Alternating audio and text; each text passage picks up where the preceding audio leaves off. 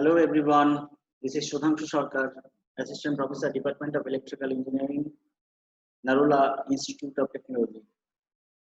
So today my subject is circuit theory and network, and I'm going to discuss on networks theorem. Networks theorem, and it is particularly Norton's theorem. So to solve any circuit using Norton's theorem, we have to follow 3 steps. But before that, the question is why we are going to apply Norton theorem for circuit analysis. We need to understand that. In my previous lecture, I described Thevenin's theorem. And in case of Thevenin's theorem, our ultimate aim was to find the current flowing through the load resistance. So here also, for Norton's theorem, we have to find the current flowing through the load resistance. So our ultimate aim is to find the current which will flow through the load resistance. Now, it is slightly different from Thevenin's theorem to solve any circuit using Norton's theorem. So, like Thevenin's theorem, in case of Norton's theorem, we have to follow 3 steps. So, step 1, we need to measure the short circuit current or Norton current. You can represent short circuit current with ISC and Norton current IN, both are same. Now, step 2 is same like step 2 of Thevenin's theorem. That means here we have to find Thevenin resistance, that is the equivalent resistance of the circuit, or you can say Norton resistance. You can represent with RTH or with RN.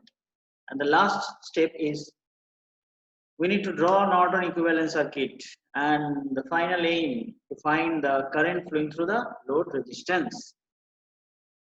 Now, step 1, this is nothing but the calculation of ISC or IN. ISC means short circuit current, IN means Norton current, both are same. So, to solve any circuit using Norton's theorem, the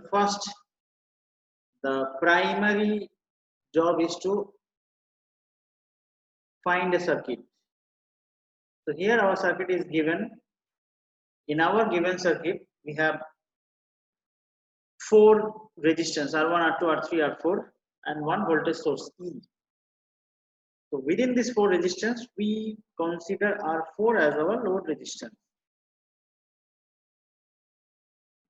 So our first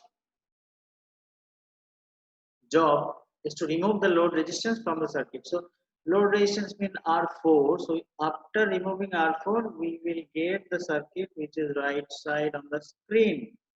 So after removing the load resistance, we will get 2 terminals. One is A and second one is B. That is the open terminal. So the first criteria, we have to remove the load resistance from the circuit. Next, after removing the load resistance from the circuit, we have to short that particular line. Try to remember Norton's theorem. In case of Norton's theorem, we remove the load resistance from the circuit and we find the voltage across the open terminal. But here, after removing the load resistance, we need to short that particular open terminal. That means we have to short A and B. Next, we can use mesh analysis or we can use current dividing rules to identify these short circuit current. You can say ISC or IN. So from the circuit, if the source current is I, then how can we identify I? We can identify this I with the help of Ohm's law. I equals to the voltage divided by the equivalent resistance of the circuit. So here the voltage is E and the equivalent resistance. If you follow, you can find that R2 and R3 are connected parallelly. And the equivalent of R2, R3 is connected in series with R1. So here I equals to E divided by R1 plus R2, R3 by R2 plus R3. Now we apply here current dividing rule, that is IN or ISC.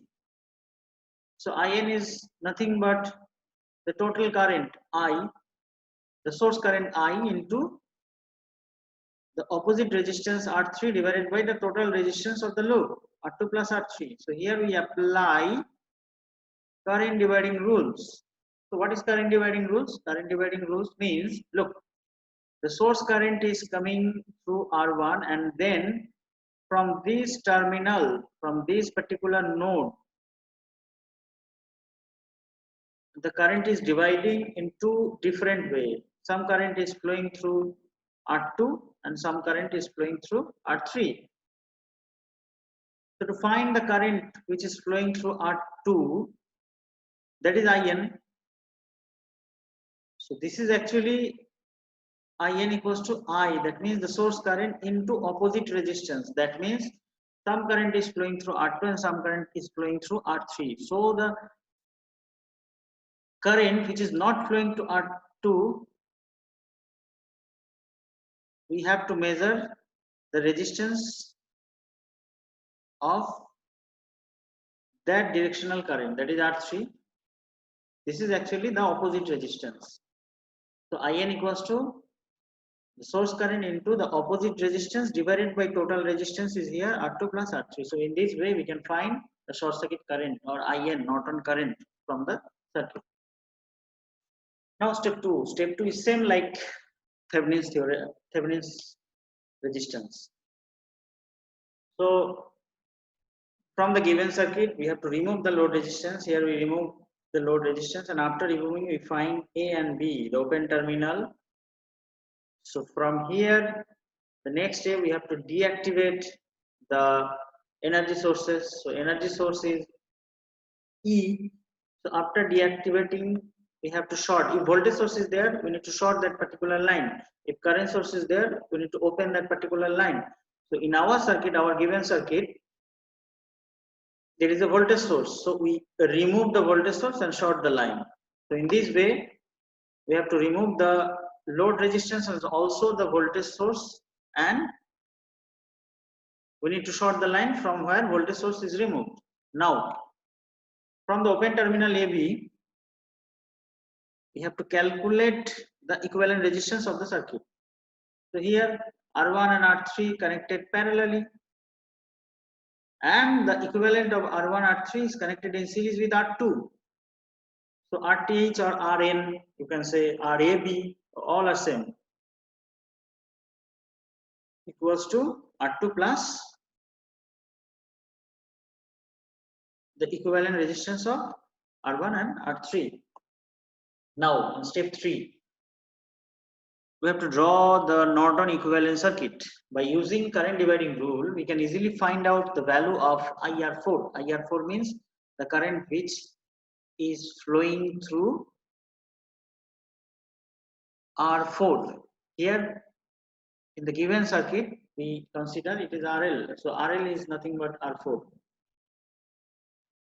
Now this is the Norton's theorem, Norton equivalent circuit. So what is Norton equivalent circuit?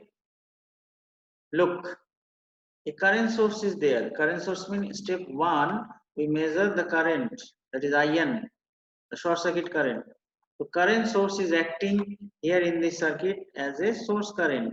Now in step 2, we find RN or RTH. So that resistance we connect here as a parallel resistance with the current source, and here RL is nothing but R4, and we also connect R4 or RL, that is parallel with RN. So this is the actual Norton equivalent circuit, where the current source ISC or IN and the Norton equivalent resistance or Thevenin equivalent resistance and the load resistance all are connected parallelly. Now using current dividing rule, you know from the last step 1, that what is current dividing rule. So here applying current dividing rule, we have to find the current which is flowing through the load resistance, that is IRL.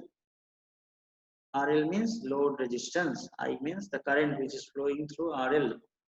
So what is this RL? RL is nothing but the source current, we already discussed in step 1.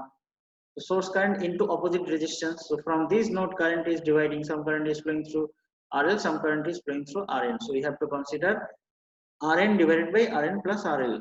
So in this way, we can easily find the current which is flowing through the load resistance, that is IRL equals to IN into Rn by Rn plus RL. In this way, we can find the value of the current, the load current, which is flowing through the load resistance. Now the statement of Norton's theorem. Norton's theorem, the statement is actually coming from the steps to solve, which we already discussed in last 3 steps. From that step, you can easily understand the statement of Norton's theorem. So Norton's theorem basically states that it is possible to simplify any linear circuit, no matter how complex, to an equivalent circuit with just a single current source. Look, this is the single current source, IN or ISC. Just a single current source and parallel resistance connected to the load. So parallel resistance, that is Rn, connected to the load parallelly. So Rn is parallelly connected with RL. So this is the statement of Norton's theorem. That's all about Norton's theorem. Now the reference, I take it from some website. I just mentioned the reference here, and thank you all.